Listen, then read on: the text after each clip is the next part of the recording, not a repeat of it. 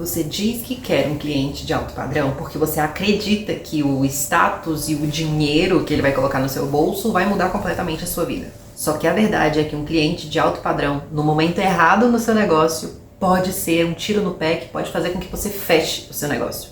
Nesse vídeo eu vou te mostrar como um cliente de alto padrão precisa de uma empresa à altura. E eu vou te explicar aqui por quê. E aí você vai saber se é o seu momento de ter esse tipo de cliente ou não.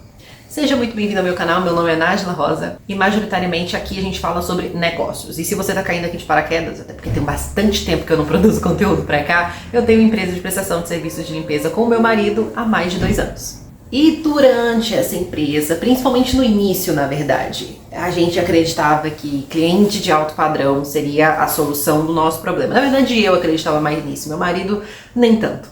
Só que por que eu pensava nisso? Porque eu via, o cliente de alto padrão tem dinheiro, o problema da maioria das pessoas é dinheiro, então se meu cliente tem dinheiro, logo eu não terei mais o problema do cliente não ter dinheiro.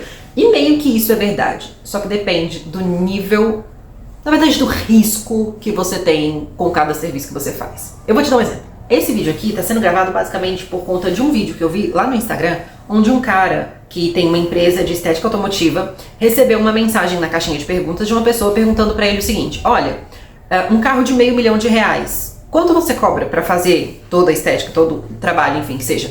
E o cara falou: eu cobro R$120. Não importa quanto custa o carro do meu cliente, não importa se meu cliente tem dinheiro ou não, meu serviço tem um preço e não importa o preço do carro, não importa quanto dinheiro meu cliente tenha, meu preço é tabelado. E isso é um grande problema. Eu não interpretava isso como um grande problema no início da minha empresa, mas depois de algumas experiências eu vejo que sim, isso pode ser um tiro no seu pé. No vídeo em questão, inclusive, o cara tava lavando uma Porsche. Uma Porsche por R$120. Gente, olha, depois eu vou ter que gravar outro vídeo explicando por que nenhum serviço dá pra ser vendido abaixo de R$100. Eu tenho como te provar isso, tá? Mas R$120 ainda tá patinando. Se R$100 é o mínimo, 120, pra você lavar uma Porsche, não tem condição.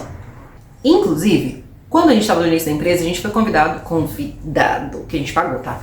Para um evento aqui em Brasília de prestadores de serviços de limpeza de estofados. E lá, naquele evento, eu vi uma série de pessoas falando que... eu moro em Brasília, tá?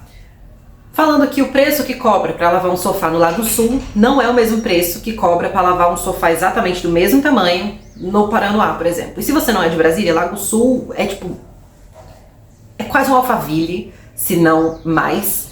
E Paranoá é tipo... Como é que eu posso explicar o Paranoá? O Paranoá não tem ninguém com dinheiro não, é gente como a gente, entendeu? E quando eu escutei aquilo, eu falei, gente, mas onde é que tá a ética dessas pessoas? Tipo, você vai cobrar mais caro só por conta da região da pessoa? E não, você não vai cobrar mais caro por causa da região, você vai cobrar mais caro por causa do risco.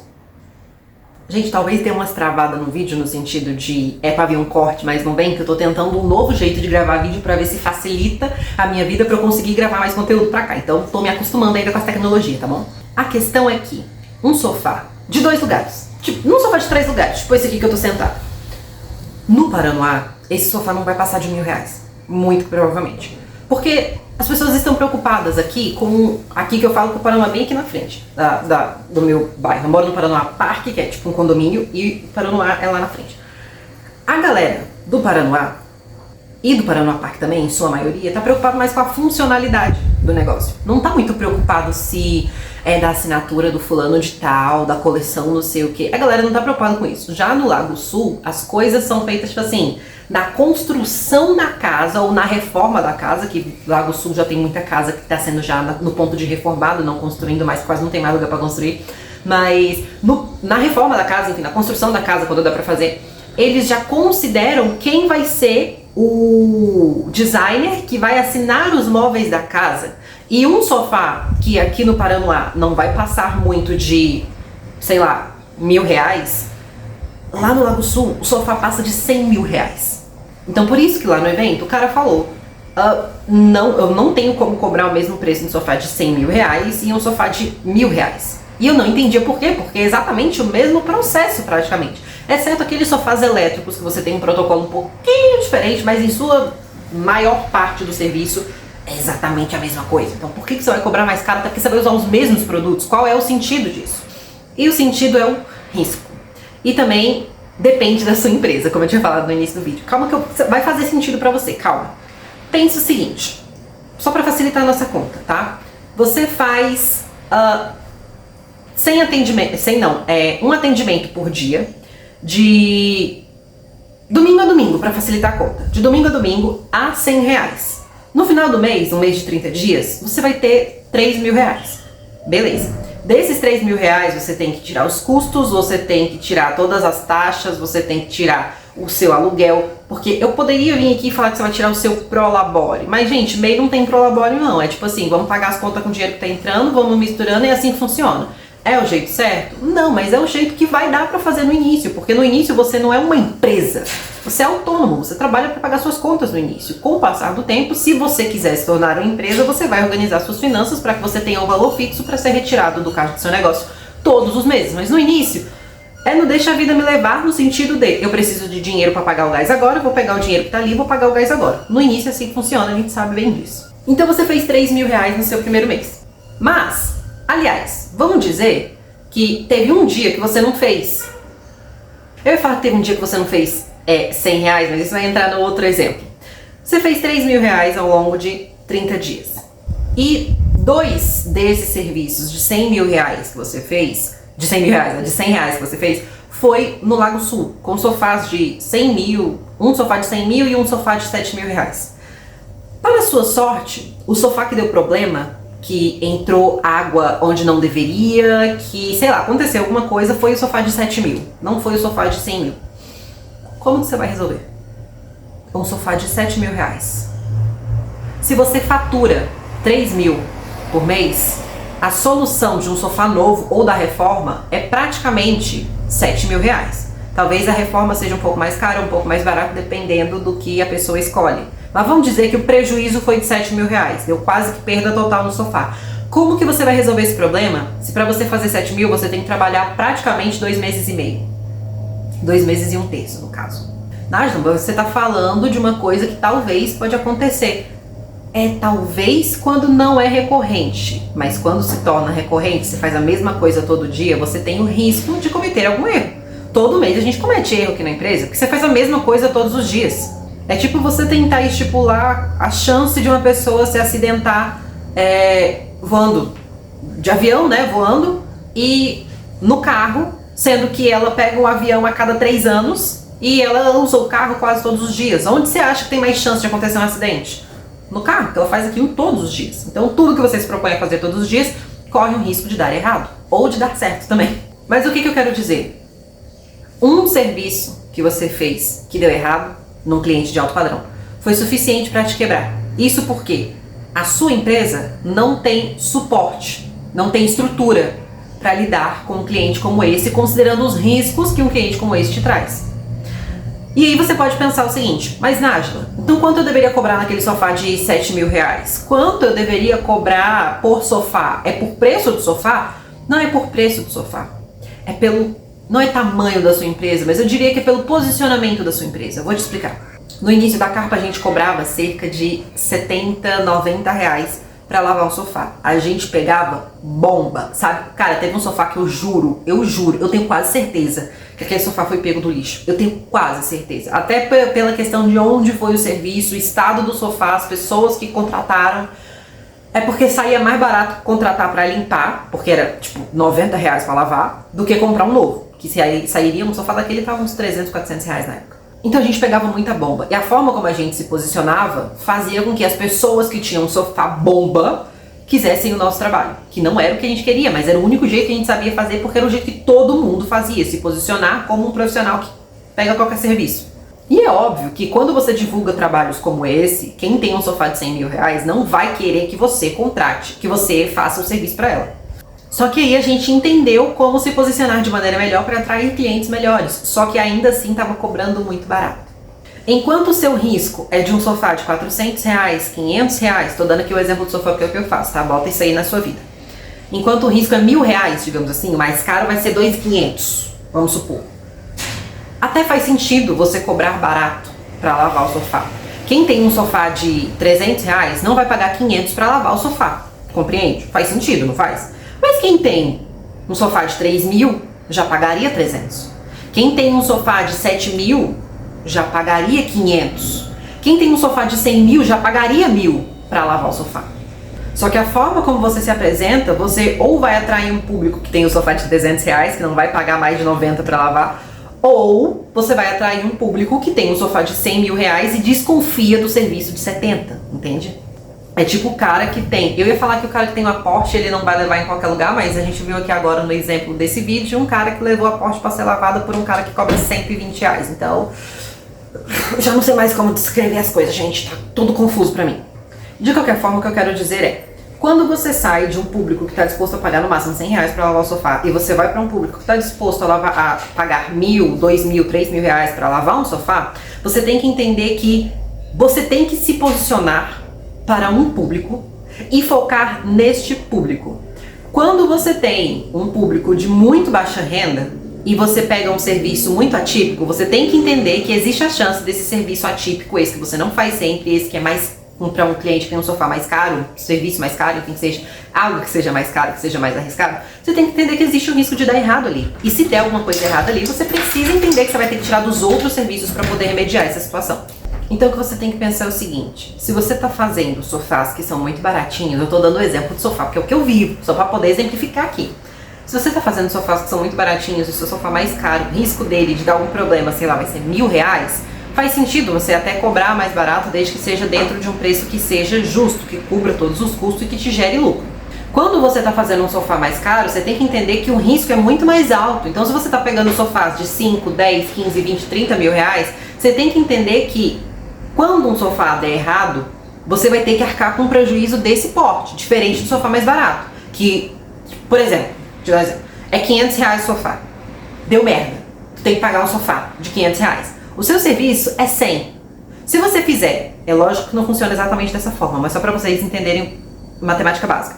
Se você fizer 5 sofás de 100 reais, você já paga o sofá de 500 reais, entende? Mas, se você cobra 100 reais e você lavou um sofá de 7 mil, você tem que fazer 70 sofás para pagar o sofá de 7 mil, entendeu? Porém, se você pegou um sofá de 7 mil, mas você cobra 500 reais para lavar o sofá, beleza, ainda é bastante coisa, ainda é, são 14 sofás que você vai ter que lavar para conseguir reparar o erro. Mas 14 sofás, você concorda comigo que você consegue fazer em um mês, então é viável, é possível você resolver essa situação dessa forma. No caso lá do cara do vídeo da Porsche, se ele pega, exemplo, é lógico que pelo que eu vi lá ele não faria isso, mas vamos supor que a Porsche está toda suja. Tem um procedimento que se chama pré-lavagem, que é para você tirar o máximo de coisas da lataria do carro para quando você passar a esponja não arranhar. As coisas que tá presas no carro, na lataria, não arranhar ela. Mas vamos supor que por acaso ele não faz esse procedimento bem feito e ele arranha a lataria daquele carro. Ele não tem dinheiro para arrumar aquilo dali. Mas como é que você sabe que o cara não tem dinheiro? Porque em um dia, no máximo, ele vai fazer 2 carros a 120 reais, no dia ele vai fazer 240 reais. Ó, se a gente pegar aqui 240 vezes 6, seria ele trabalhar de segunda a sábado, vezes 4 semanas no mês, dá 5.760 reais. Você acha que isso daqui é suficiente para pagar o conserto, digamos assim, da lataria do carro, que seria um polimento no caso? Isso aqui não faz polimento de Porsche.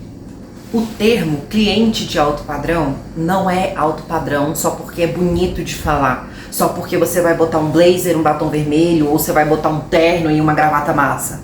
Isso não é ser alto padrão.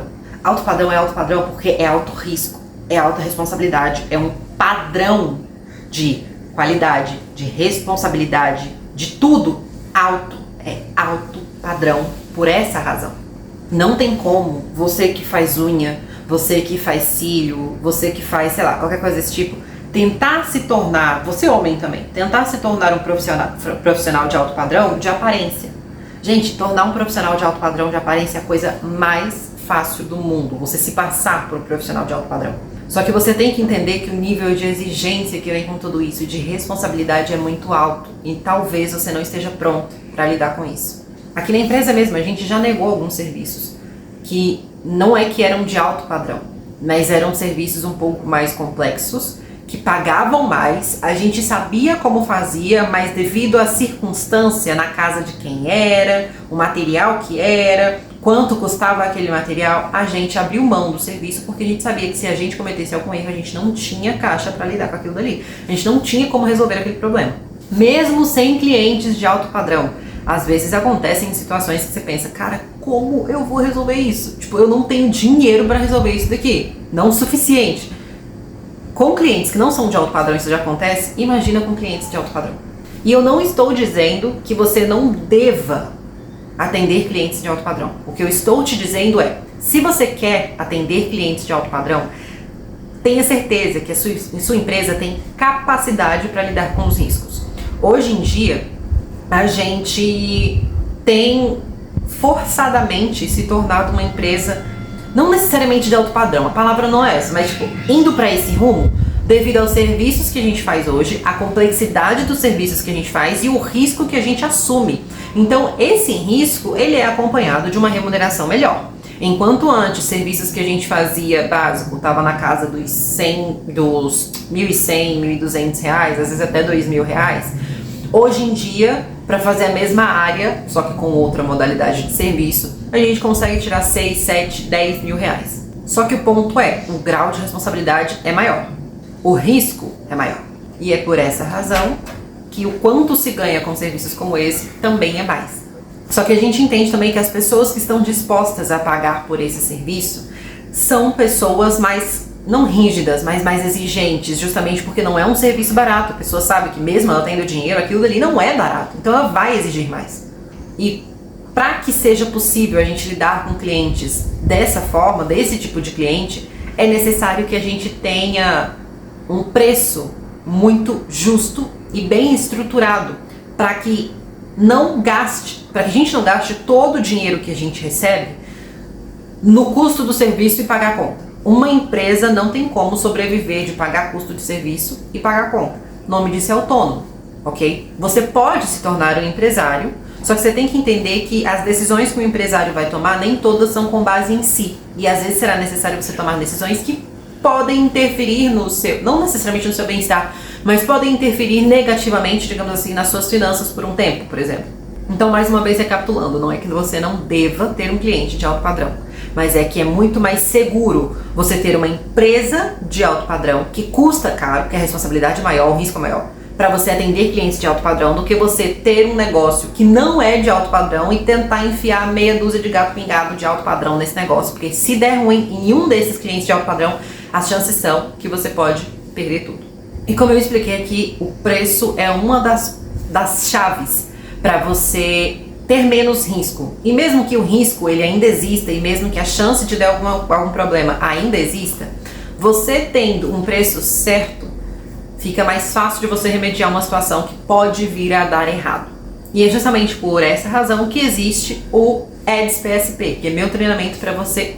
E é justamente por essa razão que existe o Precificação PSP, que é o meu treinamento onde você aprende a precificar o seu trabalho, de acordo com o que você vive, com o seu mercado, a sua região, de acordo com a sua vida. Não de acordo com o que a menina que fatura 50 mil por mês faz lá no São Paulo, no centro, sendo a maquiadora da Francine Ilk. Não, de acordo com o que você vive.